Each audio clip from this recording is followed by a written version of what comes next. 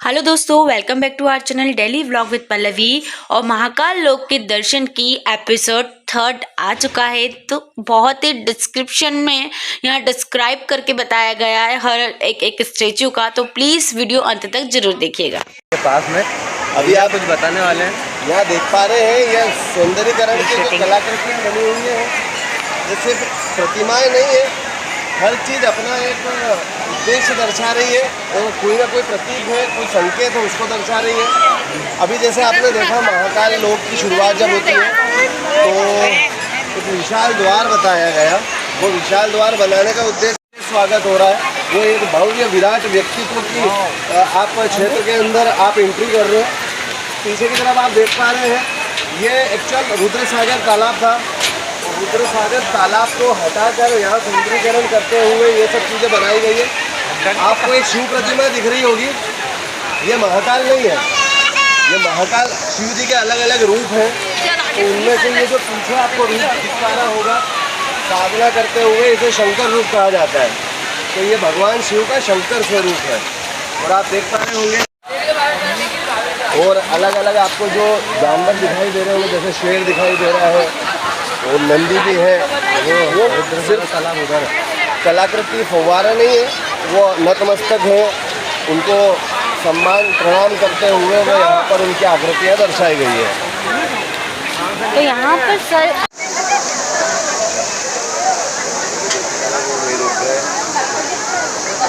दिखाई दे रहा है आपको, अब ये जो क्षेत्र दिखाई दे रहा है आपको, यहाँ पे आपको अलग अलग ऋषि मुनि दिख रहे होंगे। अब आप सोच रहे हैं ये कौन है, तो ये महादेव के सप्त ऋषि हैं। ये सप्त ऋषि हैं और बीच में जो आपको दिख रहा है, तो बीच में आपको जो शिव की प्रतिमा दिख रही है, ये पशुपतिनाथ बने हुए हैं ऊपर, और ये सप्त ऋषि, और ये बीच में शिव स्तंभ है, पशुपतिनाथ का स्तंभ।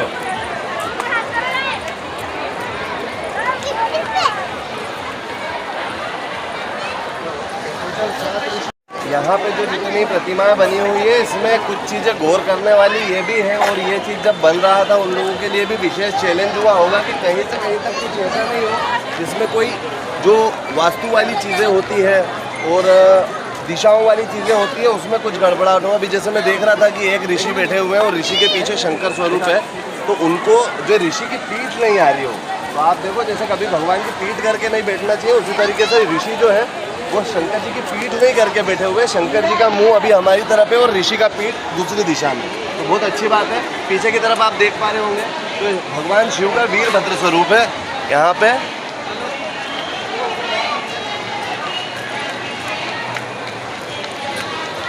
ये देखिए, ये महादेव का वीरभद्र स्वरूप।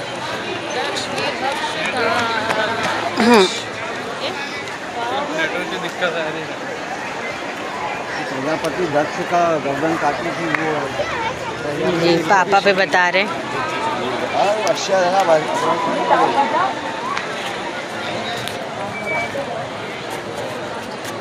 देखो सबके बॉडी में यहाँ पर फोकस लाइट रहती है बीच के।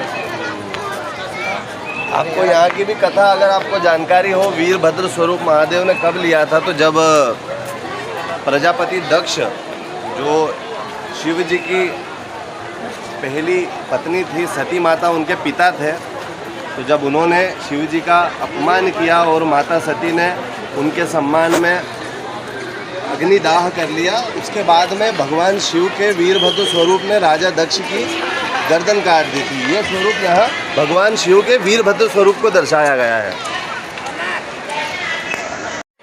थोड़ा पास में चलते हैं फिर बताते हैं। ये देखिए, हम थोड़ा पास में आ गए हैं। ओके, ये अभी जो आप पीछे की तरफ देख पा रहे हैं, ये रुद्र सागर है। और अभी जो शुरुआत के क्षेत्र में आपने प्रतिमाएं देखी, ये क्षेत्र भी रुद्र सागर का ही क्षेत्र हुआ करता था, परंतु जब गर्मी का समय आता है तो जब पानी सोख लेती है ज़मीन, तो इतने क्षेत्र में पानी रह जाता है और बाकी का जो क्षेत्र था उसको अभी पिछला जो सिंहस्थ गया था उसमें सिंहस्थ जोन बना दिया गया था, जिसमें अलग अलग जो पंडित आए थे और अलग अलग संत महापुरुष आए थे, उनके पांडाल यहाँ बने थे। अब रुद्र सागर आपको यहाँ पे भी उसको पूरी तरह से नहीं किया गया है। यहाँ पे तालाब देखने को मिल रहा है जो आगे जाता हुआ शिप्रा नदी से भी मिल रहा है। पीछे की तरफ आप मम्मी पापा ही आते हुए नजर आ रहे हैं। ये मम्मी पापा आ रहे हैं।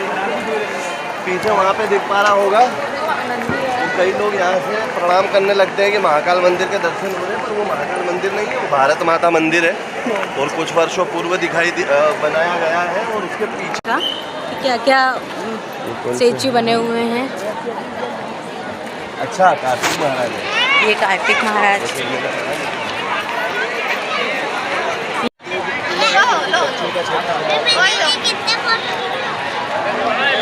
थोड़ा सा दूर हो गए हैं, ये डिस्क्राइब कर रहे हैं भैया, ग्रोपो से ले रहे हैं इनका। बट मैं चाह रही हूँ कि मेरे भी वीडियो में सारी डिटेल्स आए, जो कि मेरे व्यूवर्स हैं उन्हें भी सारी इन्फॉर्मेशन पहुँचे। बहुत ज़्यादा बैक वॉइस आ रही होगी, बट ओके ठीक है। देखिए कितना सुंदर नज़ारा है।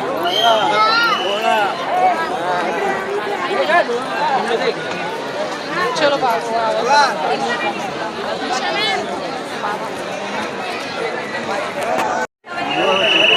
मम्मी पापा बता रहे हैं।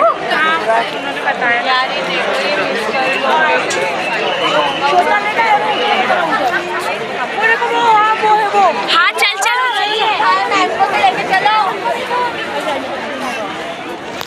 प्लीज फिर से बोल देंगे।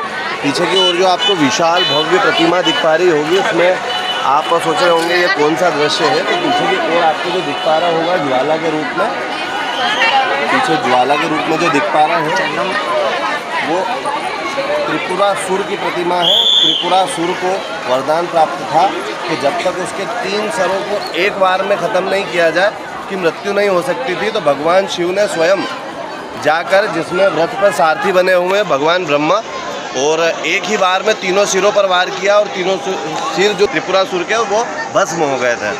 ओके, तो ये स्टोरी की ये स्टोरी थी। वो वहाँ पे यहाँ पर ये डिस्क्राइब कर रहे हैं ना, तो आसपास के जो देखने वाले दर्शक हैं वो इनको इतना ध्यान से सुन रहे हैं, बिल्कुल कि उन्हें भी नहीं पता, इतना नॉलेज नहीं है, बस वो ऐसे एंटरटेन के लिए देख रहे हैं स्टेचू। हर स्टेचू की ये डिस्क्राइब कर रहे हैं और आसपास वाले लोग इनको देखने लग जाते हैं। उद्देश्य भी ये होता है, ऐसा नहीं कि सिर्फ आप नहीं आ पा रहे हैं तो वीडियो देख के आप आनंद ले लेंगे। आपको यहाँ आना है, पर आए तो आप इन चीज़ों की जानकारी भी रखें। पीछे की ओर आपको दिख पा रहे होंगे, उन्हें तो किसी परिचय की आवश्यकता नहीं है। गजेंद्र महाराज, गजानंद महाराज, श्री गणेश। अभी पीछे की ओर आप प्रतिमा जो देख पा रहे हैं ये माँ पार्वती है, उनके साथ में बालक स्वरूप में गजानंद महाराज उनकी गोद में है और कार्तिक महाराज नीचे की ओर है। बड़ी सुंदर प्रतिमा है। मैं पास में से आपको दिखाती हूँ।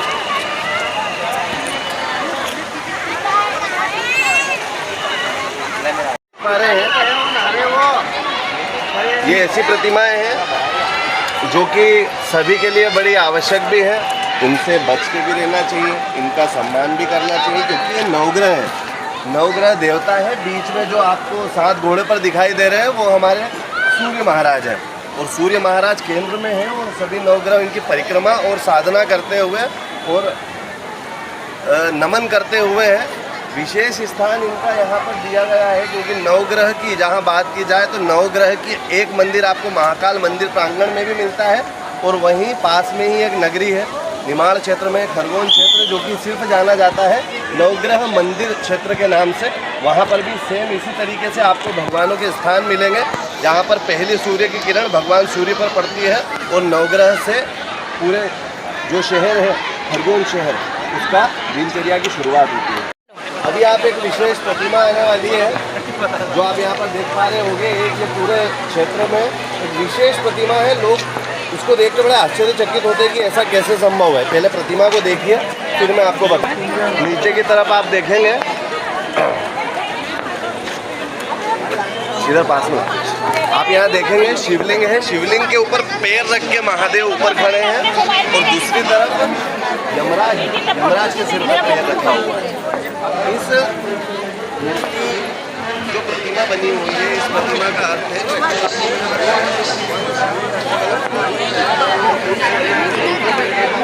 स्वरूप देखा। जैसा कि मैंने आपको बताया कि भगवान शिव के अलग अलग स्वरूप हैं, उसमें से भगवान शिव का एक शंकर स्वरूप भी आपने देखा जो साधना में लीन होता है, योगी जिन्हें कहा जाता है। और वहीं पीछे जो आप देख पा रहे हैं वो है भगवान का जिसे एक्चुअल महाकाल स्वरूप, काल के ऊपर, काल मतलब मृत्यु, मृत्यु है यमराज, यमराज मृत्यु के ऊपर, और ये जो है जो शिवलिंग बनी हुई है इसे कहा जाता है शिवरूप। शिव मतलब निराकार रूप, उनका ज्योतिर्लिंग स्वरूप है, जिसे लिंग रूप कहा जाता है निराकार। तो ये लिंग स्वरूप के ऊपर भी खड़े हैं, मतलब शिव शंकर इनसे भी ऊपर जो है, और जो काल से भी ऊपर है, मतलब मृत्यु से भी जो ऊपर है, पीछे है मृत्युंजय महादेव महाकाल महाराज। आपको भगवान का एक स्वरूप पीछे प्रतिमा के रूप में देखने को मिलता है, जो कि है काल भैरव स्वरूप। काल भैरव महाराज का वाहन है स्वान, स्वान, स्वान मतलब डॉग। और आप यहाँ देख पा रहे होंगे कि बड़े विकराल रूप में बाबा भैरव, काल भैरव। ओके।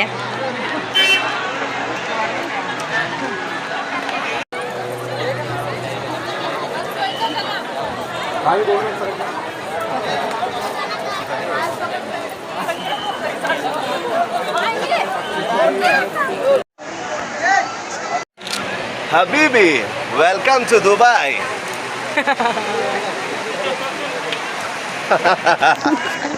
एंजॉय भी करते हुए जाते रहे।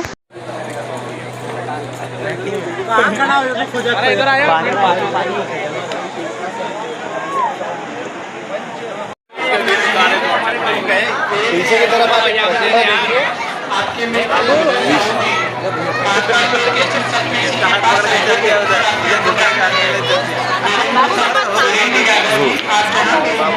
पीछे की तरफ आपको एक प्रतिमा दिख पा रही होगी। तो पीछे एक व्यक्ति है जो कि शिव जी के सर पर चंद्रमा विराजित कर रहे हैं। पीछे जो चंद्र विराजित कर रहे हैं वो स्वयं चंद्रदेव ही है, और वो चंद्र का ताज जो होता है वो शिव जी के सर पर चढ़ा रहे हैं। महाराज दक्ष ने जब आक्रोशित होकर चंद्रदेव को श्राप दे दिया था कि आप क्षय हो जाएंगे और समाप्त हो जाएंगे, उसके बाद में उस श्राप से मुक्त करने के लिए भगवान महादेव ने चंद्रदेव को अपने शीश पर विराजित कर लिया था, अपना मोर मुकुट बना लिया था। तो उसके बाद उनका क्षय होना असंभव हो गया। बहुत ही सुंदर दृश्य, आनंदमय शिव जी बारात लेके जाते हुए। तो थोड़ा सा फोकस करते ही देखिए कितना सुंदर लग रहा है। इस पे सॉन्ग भी बहुत सारे बने हुए हैं। अब डिस्क्राइब करेंगे अनुराग दुबे, तो हम चलते हैं, कैमरा उन्हें हैंड ओवर करते हैं। पीछे की तरफ तो देखकर कोई भी समझ सकता है कि ये कौन सा दृश्य है और क्या प्रतिमाएं हैं। भगवान शिव के विवाह के लिए जब उनकी बारात जा रही है उसका एक दृश्य बनाया हुआ है। और अभी जैसे कि मैंने आपको एक कथा में बताया, तो भगवान शिव किस रूप में चल दिए थे अपनी बारात लेकर, वो रूप यहाँ दर्शाया हुआ है। क्योंकि जो कहा जाता है औपचारिकता है, तो शिव जी औपचारिकताओं में विश्वास नहीं रखते, इसलिए वो अपने सात्विक साधारण स्वरूप में ही बारात में निकल गए थे। बाकी की कथाएं आपको आगे बता ही चुका हूँ मैं। पर्वत वो है, ये कैलाश पर्वत उठा लिया था। ये हैं ये पीछे की तरफ आपको देख पा रहे होंगे, ये एक ऐसा व्यक्ति है जो अगर अपने जीवन की एक गलती न करते तो ब्राह्मण समाज की नाक बन सकते थे। वो है महापंडित रावण, अपने एक वजह से वो आज पात्र बने हुए हैं।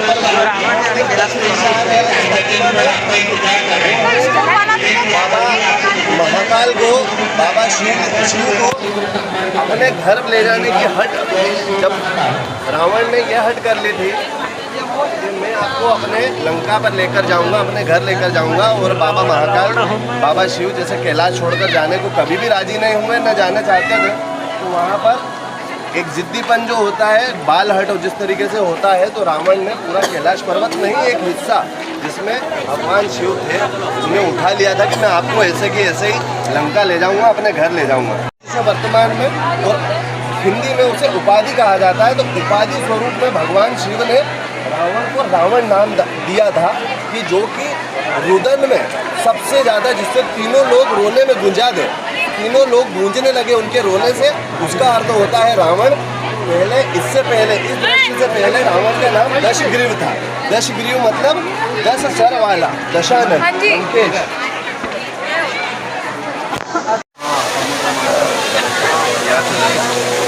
लो ओए यहाँ से लो।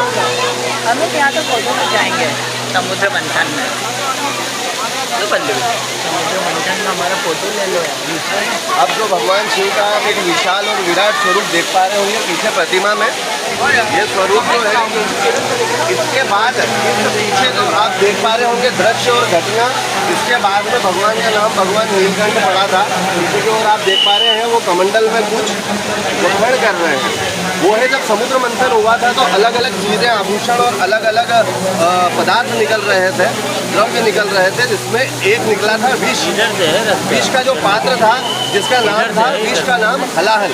वो हलाहल को ग्रहण करने के लिए न देवता राजी थे न दानव। और ऐसी स्थिति में अगर हलाहल वहीं छूट जाता तो पूरा वो समुद्र में फैल जाता। और समुद्र, सीधी सी बात है, हर जगह जो नदियाँ धाराओं में बहती है वो सभी लोगों तक पहुंचती है और ये विष उन सभी तक पहुंच जाता है और त्राही त्राही मच जाती है। उस समस्या को देखते हुए भगवान महादेव ने उस विष को ग्रहण कर लिया था। और विष को, अगर विष को भगवान महादेव शिव खुद भी ग्रहण उनके लिए भी खतरनाक साबित हो सकता था, परंतु शिव कई कलाओं में निपुण थे, इसलिए उन्होंने इस विष को, हलाहल को अपने गले में रोक लिया, ग्रहण भी कर लिया और गले में रोक लिया, जिसके कारण उनकी जलन से उनका गला नीला पड़ गया। उस विष की तीव्रता से उनका गला नीला पड़ गया, जिसकी विष की जो उनकी जलन है, उस जलन को शांत करने के लिए भगवान को धतूरा और भांग चढ़ाई जाती है। जो नादान लोग, मासूम लोग और बेवकूफ़ लोग ये बोलते हैं कि भगवान धतूरा और भांग खाते हैं, वो सिर्फ अपने गले की जलन को, जो कि हलाहल खाया था, उसकी जलन को मिटाने के लिए एक दवाई के स्वरूप में उसे ग्रहण करते हैं। प्रतिमा देख पा रहे होंगे जिसमें आप देख पा रहे होंगे मातृत्व की विशेष झलक आपको दिखाई देती है। पीछे गणेश जी का बाल स्वरूप है। आप सभी जानते हैं गणेश जी के प्रिय है मोदक, और माता पार्वती मोदक बना रही हैं, तो उनके चेहरे पे जल्दी खाने की लालसा देखिए गणेश जी के चेहरे पे, कि जल्दी से ये कंप्लीट हो और 2-4 तो नहीं 20-25 मुझे मिल जाए, वो भाव उनके चेहरे पे झलकता दिखाई दे रहा है। बड़ा ही सुंदर दृश्य प्रतिमा के स्वरूप में।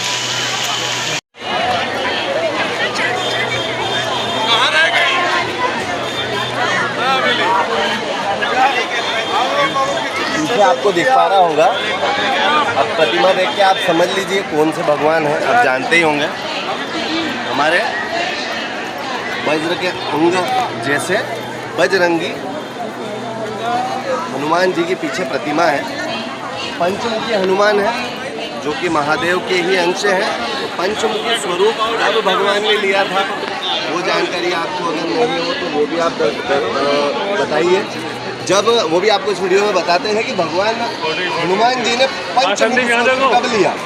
जब आपको ये दृश्य देखने को मिला होगा तो आपको ये बताएं कि जब रावण वध के लिए श्री राम और लक्ष्मण जी अपनी सेना के साथ में पहुंचे थे, वहाँ पर अहिरावण ने राम जी को और लक्ष्मण जी को पाताल लोक ले गया था, जो कि पाताल लोक का राजा था अहिरावण। वो अहिरावण श्री राम को और लक्ष्मण जी को उठाकर बलि देने के लिए ले गया था पाताल लोक में।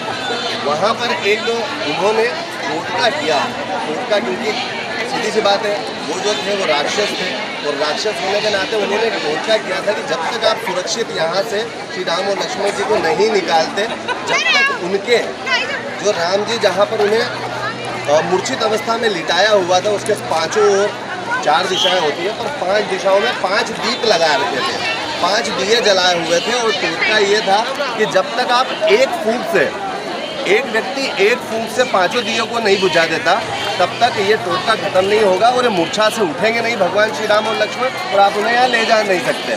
तब भगवान बजरंगबली ने अपने पंचमुख स्वरूप दिखाया, अपने 5 मुंह से, मतलब एक ही व्यक्तित्व ने 5 अपने मुंह से एक फूंक में 5 दीप को बुझाया और उस टोटके को समाप्त किया, भगवान को मूर्छा से उठाया और वहाँ से सुरक्षित लेकर आए। और जिसके बाद में अहिरावण का वध करने के बाद में भगवान हनुमान जी के पुत्र मकर ध्वज को उससे पाताल लोक का राजा बनाया।